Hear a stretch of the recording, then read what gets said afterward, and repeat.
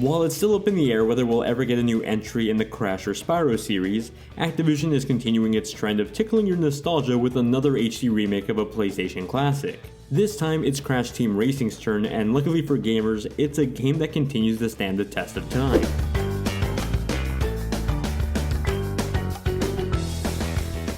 Those that have played or have heard of Crash Team Racing either remember it as being the best kart racer that got lost to time, or the runner-up to the Mario Kart series. Regardless of where you stand, Crash Team Racing has certainly aged well enough over the years to be fun, albeit a more challenging racing game than The Plumber. I personally grew up on the Mario Kart side of history, but did dip my toes into CTR when I'd visit friends with a PlayStation. Playing this remake now, it doesn't feel like it's aged at all. Crash is still quick and nimble on his feet, or rather kart. The quick story is that an alien visits Earth challenging the best racer on the planet to a race. If the alien wins, Earth becomes its new slave planet, and if the Earth racer wins, the planet will be left alone. It's not the best written story, but it at least leads to an adventure mode that feels like it has a purpose. In comparison to something like Mario Kart's Grand Prix, it feels like an actual story, something more in line to Diddy Kong Racing. The adventure mode is widely challenging in comparison to the competition, but don't get me wrong, it's a nice change of pace. Throughout the 5 to 6 hour story, you'll drive around the sandbox competing for first place across all the different tracks. Now while this is a remake of Crash Team Racing, it's more of a remix of the first 2 games. In addition to the first game, the tracks from the sequel are added in here for a total of 31 tracks. You're also given the option to race in either Classic mode or the Nitro-Fueled mode, where you can change your character and customize your kart. These customizations can also be bought through the in-game store that uses a time rotation system, sort of like Splatoon. Don't worry, no real world money here, just the currency that you earn by racing. When you start off the adventure mode, you're given the option to choose your difficulty. If you want to breeze by the campaign and unlock everything, then you should choose the easy option. However, I feel like this was meant to be played on the medium difficulty at least.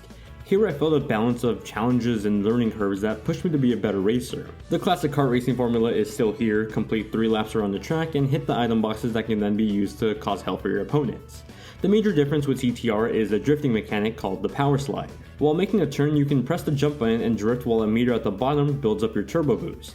You activate it by pressing the left shoulder button just at the right time. This is either when the meter fills up or when the tires on your kart light up. It takes some getting used to, especially if you've been accustomed to other kart racers. However, it's a vital skill because races in adventure mode are often neck and neck, pushing you to never make mistakes. Mastering the turbo boost is just one of the many skills you'll have to learn along with performing tricks on ramps to stay ahead of the competition. When you do start to feel comfortable with everything, it feels fantastic. I'd describe it as racing at 200cc but with a lot more control, and it's a ton of fun.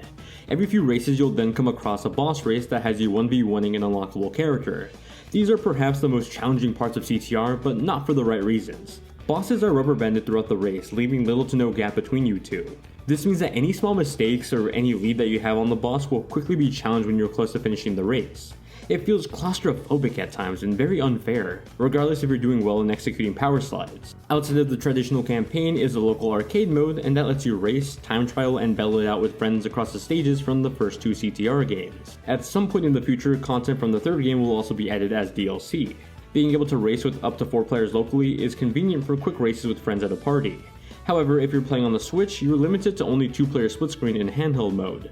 The 3 to 4 player mode is exclusive in the dock mode, at least for Switch, most likely due to power constraints. The online mode feels like the core mechanics of the local arcade mode just taken online. In my experience, matches felt solid. I didn't really run into any issues trying to find a match or just maintaining an online match. Both the online and local arcade feel like great parallels to the campaign that is some of the most fleshed out single player content in a modern racing game.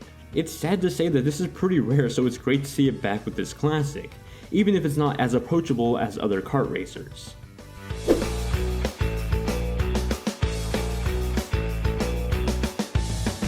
Crash Team Racing takes a lot of inspiration from the recent Trilogy remake. The art style is the same old bright and colorful palette. The tracks here range from great to absolutely gorgeous. My favorite has to be Coco's track that looks like a rainbow was transformed into a racing track. Oh wait, that was already done in Mario. You know what I mean. The variety of colors with the saturated art style pops so well. I also want to give some recognition to the animation because there's some great attention to detail here. Crash falling asleep during the title sequence if you wait too long is just one of the many touches that put a smile on my face. I primarily played the Nintendo Switch version for this review, but even playing on the weaker hardware, it stood pretty tall next to the PS4 and Xbox One. On PS4 and Xbox One, CTR runs at 1080p at a locked 30 FPS. That's then bumped up to 1440p on the enhanced consoles. The weaker portable Switch runs CTR at 720p in dock mode and what looks like 540p in handheld mode. The frame rates here are also locked at 30 frames per second, and they're surprisingly stable even when two players are playing locally in handheld mode. Overall, Crash is more realistic looking animated visuals in comparison to something like Team Sonic Racing and Mario Kart, provided a refreshing look to the genre.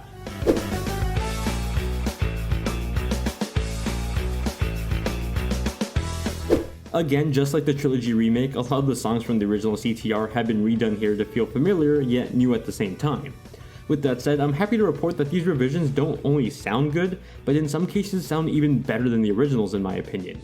I love listening to the pit stop track that just starts off slow, but then quickly bumps it up. I'm not much of a dancer, but that's one track that definitely gets me going. I think those who fell in love with the original soundtracks will find that there's some newly sparked magic with these tracks too.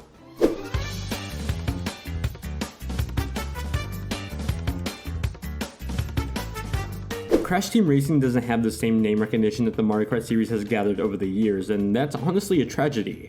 CTR is one fantastic kart racer that doesn't necessarily hold your hand like Mario does. Instead, it challenges you with more complex controls but also rewards you for mastering them, leaving you with this grand sense of pride and satisfaction.